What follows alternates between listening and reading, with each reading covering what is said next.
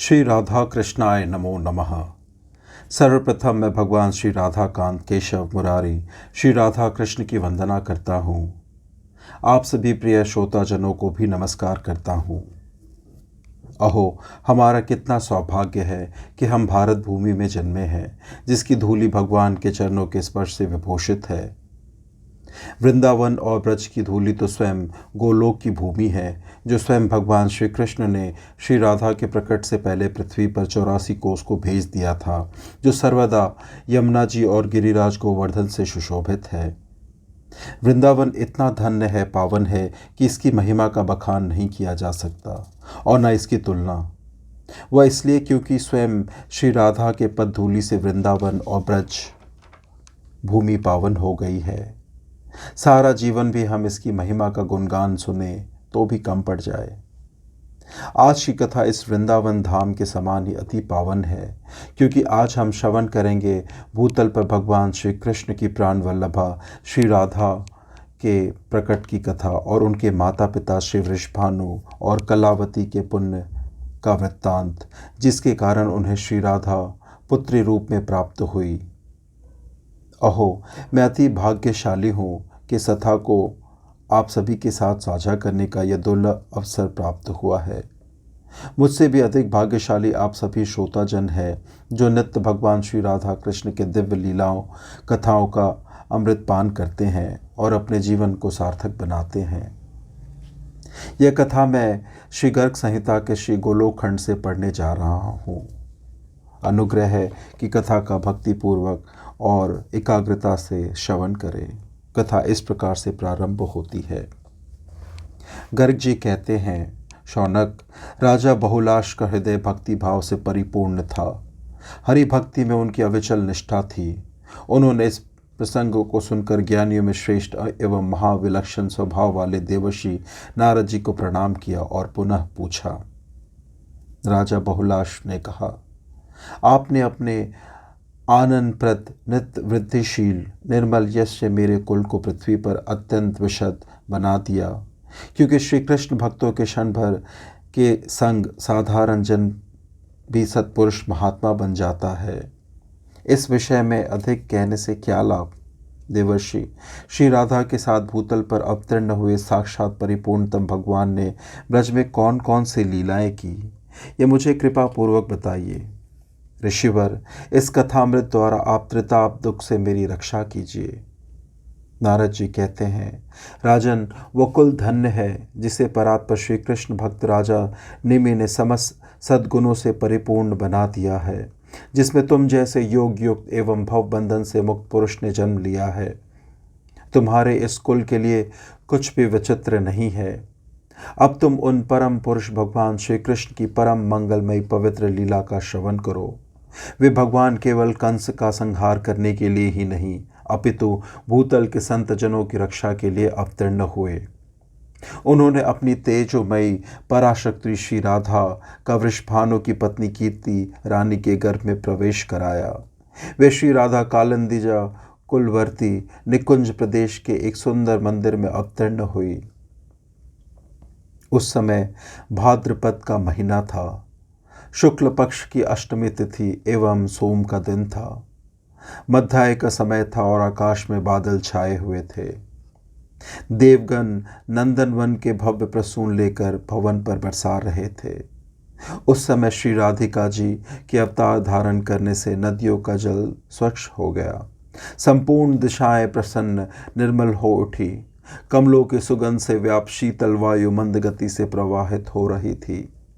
शरद पूर्णिमा के शत शत चंद्रमाओं से भी अधिक अभिराम कन्या को देखकर गोपी कीर्तिदा आनंद में निमग्न हो गई। उन्होंने मंगल कृत कराकर पुत्री के कल्याण की कामना से आनंददायिनी 2 लाख उत्तम गौ ब्राह्मणों को दान की, जिनका दर्शन बड़े बड़े देवताओं के लिए भी दुर्लभ है। तत्वज्ञ मनुष्य सैकड़ों जन्मों तक यज्ञ करने पर भी जिसकी झांकी नहीं पाते, वे ही श्री राधिका जी जब वृषभानु के यहाँ साकार रूप से प्रकट हुई और गोप ललनाएं जब उनका लालन पालन करने लगी, तब सर्वसाधारण लोग उनका दर्शन करने लगे। सुवर्ण जटित एवं सुंदर रत्नों से खचित चंदन निर्मित तथा रत्न किरण मंडित पालने में सखी जनों द्वारा नित्य झुलाई जाती हुई श्री राधा प्रतिदिन शुक्ल पक्ष के चंद्रमा की कला की भांति बढ़ने लगी।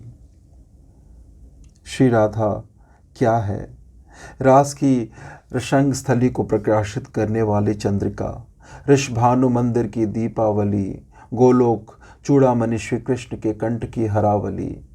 मैं उन्हीं पराशक्ति का ध्यान करता हूँ, भूतल पर विचरता रहता हूँ।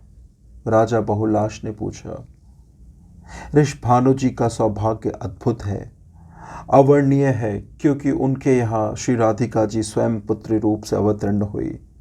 कलावती और सुचंद्र ने पूर्व जन्म में कौन सा पुण्य कर्म किया था जिसके फलस्वरूप उन्हें यह सौभाग्य प्राप्त हुआ? नारद जी कहते हैं, राजन, राजा राजेश्वर महाभाग सुचंद्र राजा नृक के पुत्र थे। परम सुंदर सुचंद्र चक्रवर्ती नरेश थे। उन्हें साक्षात भगवान का अंश माना जाता है। पूर्व काल में पितरों के यहाँ 3 मानसिक कन्याएं उत्पन्न हुई थी। वे सभी परम सुंदरी थी। उनके नाम थे कलावती, रत्नमाला और मेनका। पितरों ने स्वेच्छा से ही कलावती का हाथ श्रीहरि के अंशभूत बुद्धिमान सुचंद्र के हाथ में दे दिया, रत्नमाला को विदेहराज के हाथों में और मेनका को हिमालय के हाथ में अर्पित कर दिया। साथ ही विधि पूर्वक दहेज की वस्तुएं भी दी। महामते रत्नमाला सीता जी और मेनका के गर्भ से पार्वती जी प्रकट हुई। इन दोनों देवियों की कथाएं पुराणों में प्रसिद्ध हैं। तदंतर कलावती के साथ लेकर महाभाग सुचंद्र गोमती के तट पर नैमिष नामक वन में गए। उन्होंने ब्रह्मा जी की प्रसन्नता के लिए तपस्या आरंभ की। वह तब देवताओं के कालमान से 12 वर्षों तक चलता रहा। तदंतर ब्रह्मा जी वहां पधारे और बोले, वर मांगो।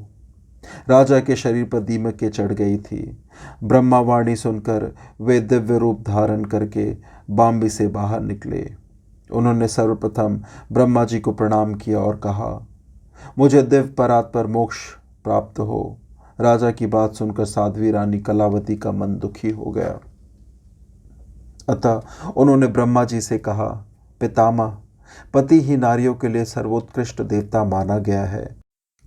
यदि ये मेरे पति देवता मुक्ति प्राप्त कर रहे हैं तो मेरी क्या गति होगी? इनके बिना मैं जीवित नहीं रहूंगी। यदि आप इन्हें मोक्ष दे देंगे तो मैं पति सारचर में विक्षेप पड़ने के कारण विहल हो आपको शाप दे दूंगी। श्री ब्रह्मा जी ने कहा, देवी, मैं तुम्हारे शाप के भय से अवश्य डरता हूँ, किंतु मेरा दिया हुआ वर कभी विफल नहीं हो सकता। इसलिए तुम अपने प्राणपति के साथ स्वर्ग में जाओ। वहाँ स्वर्ग सुख भोगकर कालांतर में फिर पृथ्वी पर जन्म लोगी। द्वापर के अंत में भारतवर्ष में गंगा और यमुना के बीच तुम्हारा जन्म होगा। तुम दोनों से जब परिपूर्णतम भगवान की प्रिया साक्षात श्री राधिका जी पुत्री रूप में प्रकट होंगी, तब तुम दोनों साथ ही मुक्त हो जाओगे। श्री नारद जी कहते हैं, इस प्रकार ब्रह्मा जी के दिव्य एवं अमोघ वर से कलावती और सुचंद्र दोनों की भूतल पर उत्पत्ति हुई। वे ही कीर्ति तथा श्री वृषभानु हुए। कलावती कान्यकुब्ज देश में राजा भालनंदन के यज्ञ कुट से प्रकट हुई। उस दिव्य कन्या को अपने पूर्व जन्म की सारी बातें स्मरण थी। सुरभानु के घर सुचंद्र का जन्म हुआ। उस समय वे श्री वृषभानु नाम से विख्यात हुए।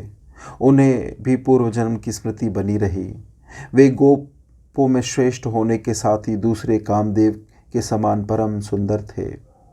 परम बुद्धिमान नंद राज जी इन दोनों का विवाह संबंध जोड़े थे। उन दोनों को पूर्व जन्म की स्मृतियाँ थी, अतः वह एक दूसरे को चाहते भी थे और दोनों की इच्छा से भी यह संबंध हुआ। इस प्रकार से यह उत्तम दिव्य कथा यही संपन्न होती है। आशा करता हूँ कि इसके श्रवण से आप सभी को हर्ष की प्राप्ति हुई होगी। अपना बहुमूल्य समय देने के लिए और कथा श्रवण करने के लिए आपको कोटि कोटि प्रणाम और धन्यवाद। श्री राधा कृष्णाय नमो नमः।